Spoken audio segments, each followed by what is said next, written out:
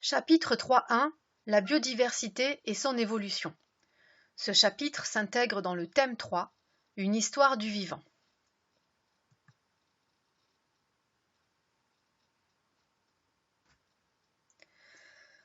La biodiversité, c'est un thème que vous connaissez bien et que vous avez l'habitude de définir comme étant l'ensemble des êtres vivants.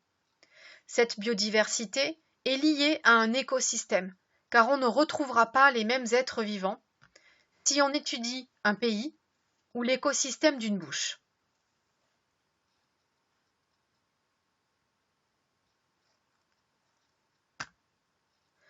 L'inventaire de la biodiversité est loin d'être achevé aujourd'hui.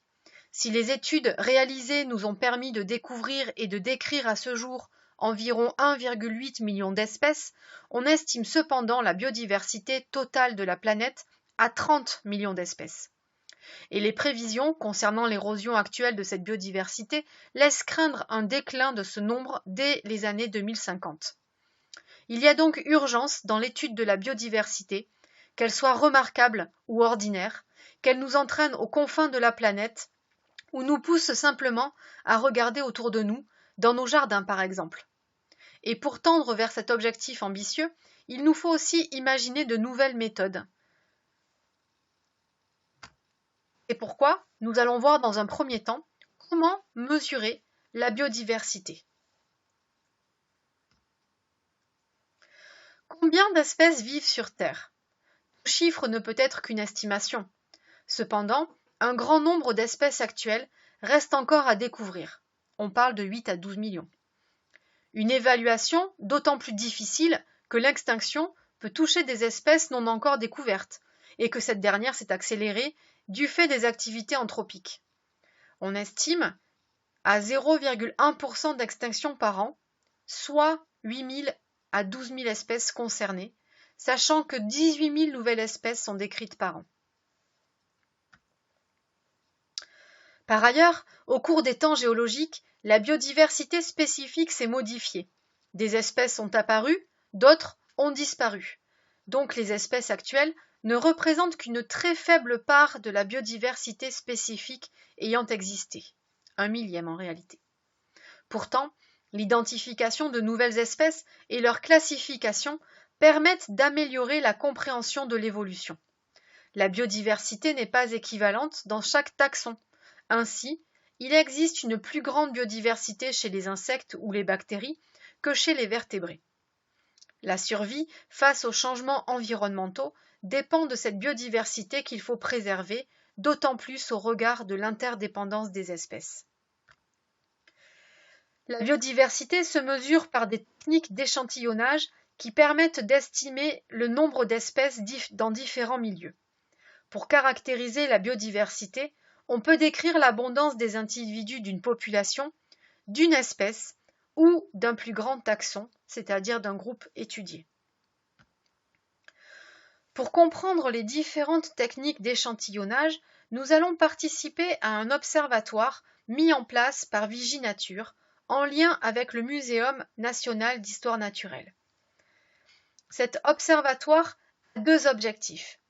Le premier pour notre classe est d'apprendre à estimer une population et le deuxième, pour les chercheurs du muséum, d'obtenir des données sur l'ensemble du territoire. Nous allons capturer des vers de terre pour les dénombrer et reconnaître leur espèce grâce à la clé de détermination.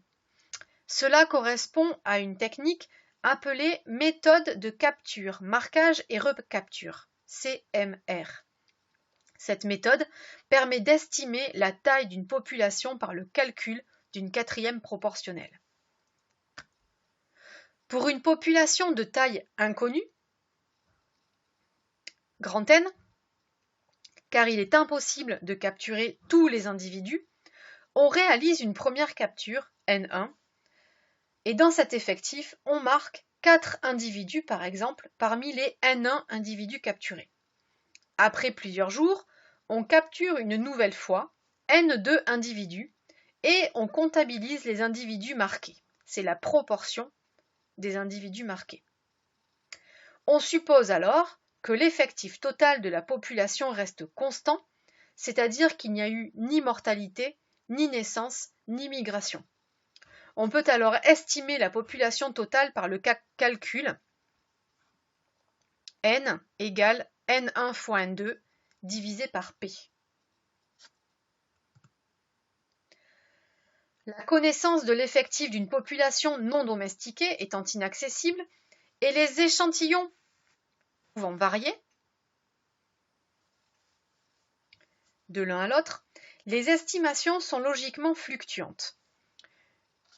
Une estimation est donc toujours assortie d'un niveau de confiance inférieur à 100%.